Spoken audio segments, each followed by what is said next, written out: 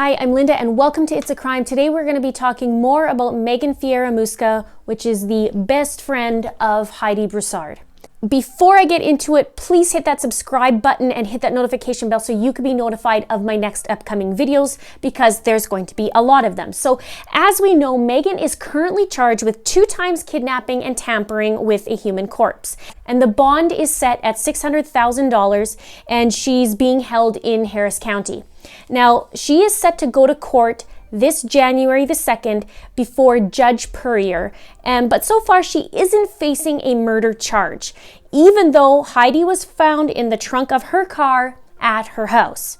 Now, Megan's attorney, Jackie Wood, says, and I quote, "As with every American accused of a crime, unless the state can prove these allegations beyond a reasonable doubt, Ms. Fieramusca is innocent." Now, I understand that, but it's interesting because on her last charge, or the charge in 2018, I believe it was, she was charged with theft, and she was basically let off because they couldn't prove beyond a reasonable doubt. So this is going to be interesting how this all unfolds. I mean, it was her house, it's in her car, and would she say like, "Oh geez, I don't know what happened here. Wow, she's in the trunk? Oh, I didn't know." Anyway.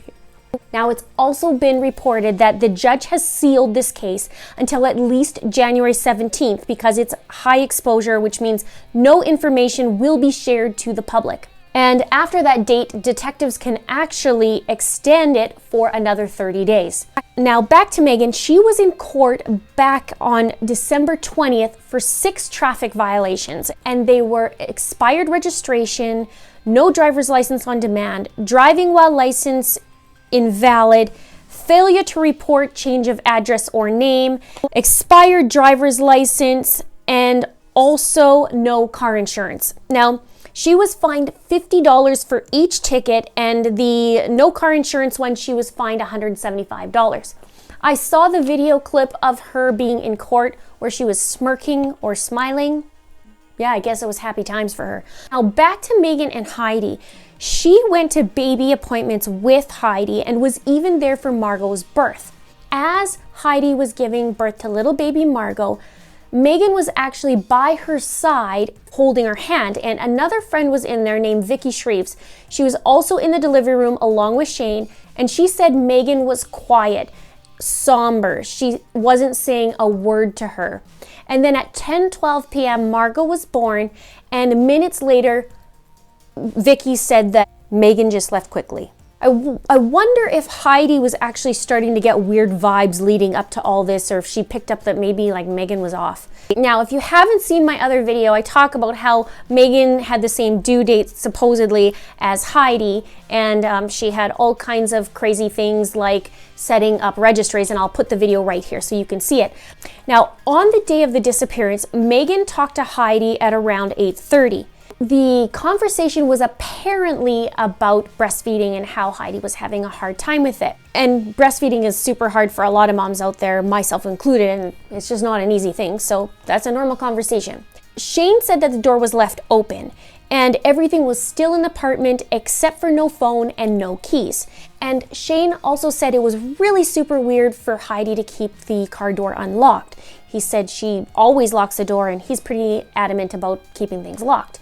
So I also watched the news, and one reporter said that the grocery list was still sitting on the dashboard. I wonder what did Megan say to her, you know, when she was at that house. I mean, who else was with her? Seems almost strange. My very first video, I talked about it. Again, I'll put it right here.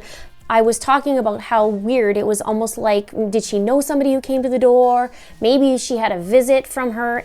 Now, on a YouTube live on the channel J for Justice, Heidi's friend Caressa Nolte said she talked to Megan every day since the disappearance. And she said sometimes it was 5 times a day, and the first 3 days she talked almost to 3 or 4 o'clock in the morning. She said, Caressa said, she's been sick over this. She just had a baby. While she was talking on J for Justice, they were raiding Megan's house. So this all unfolded for her live, which is pretty scary and upsetting, you can imagine. But she said that Meghan had a baby. Her name was baby Luna, and she had her in a birthing center. That's pretty crazy. Meghan's talking on the phone for hours and hours and taking care of a baby at the same time. I mean, she's a busy girl, right? And I don't even know how she's going to pull this off. Like, hey, Heidi, super weird how our babies look the same. Where's your baby? I don't know. Like, I think there's more to it than just planning on stealing the baby, but we'll find out about this murder charge. Super curious. I mean, do they tread pretty lightly because of the circumstances, and that's why they're not charging her? I mean, they have to obviously know without a shadow of a doubt, right? But at the same time, can they chuck her on a polygraph? Anyway, Tim Miller of EchoSearch said that he talked 45 minutes to Meghan on a phone call, and Meghan was bashing Shane, and oh my goodness, I don't know where Heidi could be. I'm super concerned about it. I mean, she was pretty convincing that he was like, I don't know how. I mean, she was pretty convincing. So, and then Heidi's mom said this about Meghan. She said, and I quote, "But the thing is, I wasn't easy with her, and I had been from the beginning of the friendship with Heidi."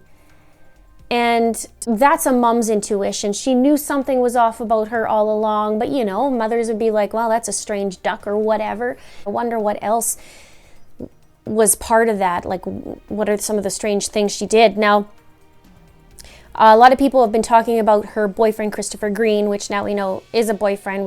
I was mentioning maybe it was the landlord, just from what people were saying, but obviously there's more to that. So I will do a future video on him, and we'll find out more obviously about Meghan as well.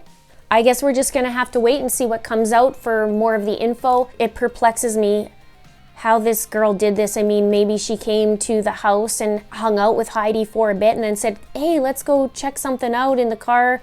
I mean, was she supposedly already supposed to have her baby at this point? If she was due December 1st, where was her baby to show Heidi, right? I wonder how she lured her to her car and did that. And then how do you get somebody in the trunk? Was she still alive in the trunk? Was Heidi alive in the trunk first? And then she strangled her, or somebody strangled her? How did that all happen? I mean, what was her plan? She's sitting in her house with the baby, and her best friend is sitting in a trunk out in the driveway. Like, what are you thinking? Let me know in the comments below if you have any more information or facts, or you just wanted to comment on this video. I appreciate all your comments, and I will respond to everybody that I can. Be sure to click that subscribe button if you haven't already done so. Thank you so much for watching. See you soon.